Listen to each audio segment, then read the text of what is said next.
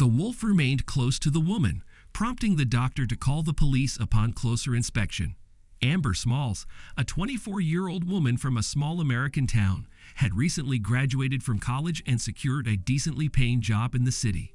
Her daily commute to work could take up to an hour, and as a new graduate, she was still learning the intricacies of her job.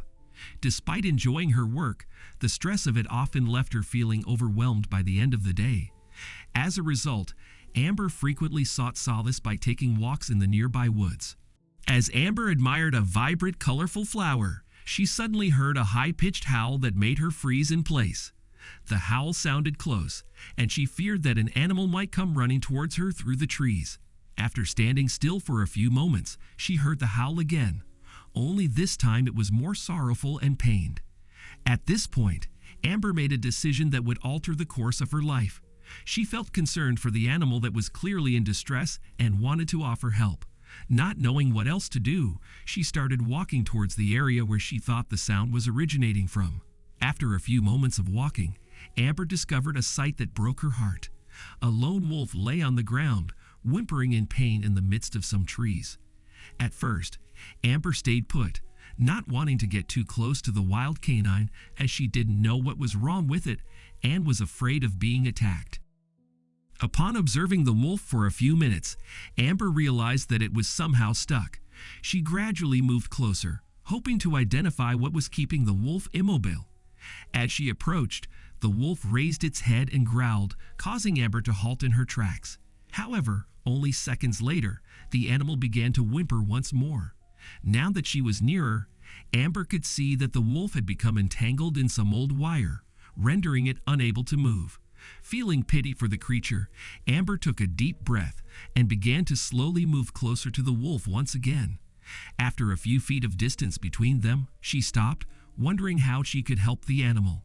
Crouching down, Amber retrieved the small pocket knife that she always carried with her on walks. She then proceeded to cut away at the wire. Throughout the process of freeing the wolf, the animal merely observed Amber and made no attempts to attack her. After a tense few minutes, Amber managed to cut the final wire, enabling the wolf to break free. Immediately, the young woman stepped back a few paces to give the animal some space to regain its composure. As Amber watched the wolf, which she now recognized as a female, stretch itself out, she realized that something was amiss. The animal was limping, and it appeared that one of the wires had cut into its leg. Nonetheless, what amazed Amber the most was that despite the pain and discomfort, the wolf didn't lash out at her or show any signs of aggression. Despite the fact that the wolf could have run away into the woods, it turned to look at Amber. After assessing her, the animal limped over to Amber and started rubbing its head against her. Amber was amazed at this unexpected turn of events. The wild canine was showing its gratitude by being friendly. Taking advantage of the situation, Amber even petted the wolf. However, Amber knew that with the wolf's injured leg, the animal wouldn't be able to hunt for herself anytime soon, and without help, she risked going hungry. Knowing this, Amber made the decision to continue helping the wolf until she could look after herself again. Over the next few weeks, Amber ventured into the woods daily, bringing the wolf some food. She would meet the wolf at the clearing where they had first encountered each other and made sure to provide the animal with a good helping of meat. As time passed, a strong bond developed between the wolf and Amber. Before long, both the wolf and Amber eagerly anticipated their daily meetings. Amber's sudden absence from their daily meetings had left the wolf confused and concerned. The loyal animal decided to try to find her friend by following Amber's scent. After a while, the wolf arrived at a graveyard where a group of people were gathered around a coffin. Amber had passed away, and her husband Martin was devastated. As he was about to start burying her, the wolf ran up to the coffin and began to growl. The group of people backed away in shock and fear, but Martin soon realized that the animal was the very wolf that his wife had befriended. Amber's sudden death had left a void in Martin's life, but the wolf's presence gave him some comfort. He felt that the animal was a link to his wife and the bond that she had formed with the wild canine. Martin was amazed that the wolf had traveled all that way just to find Amber. He watched as the she-wolf sniffed at the coffin. It seemed that she knew who was in the wooden box, and the canine was getting more and more anxious to get her out.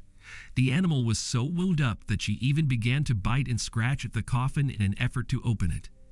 At first, a few of the funeral attendees tried to stop her, but after a few growls, they quickly backed away. Finally, after a particularly strong scratch, the coffin lid opened. But it was what happened next that shocked everyone.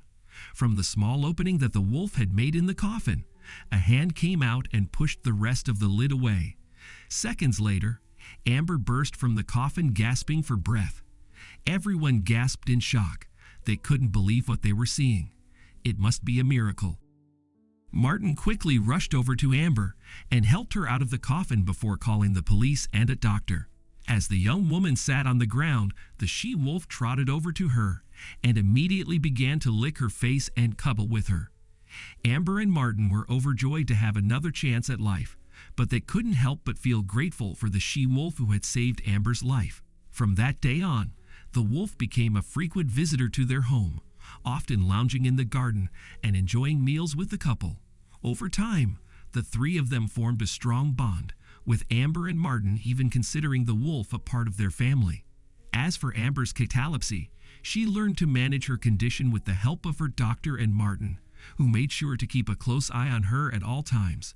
But it was the she-wolf who remained the most vigilant, always by Amber's side and ready to spring into action at a moment's notice. Together, the unlikely trio lived happily ever after, with Amber and Martin forever grateful for the fateful day they met the she-wolf who changed their lives forever. What an amazing story. Let me know what you thought of it in the comments below. And don't forget to like and subscribe for more amazing videos.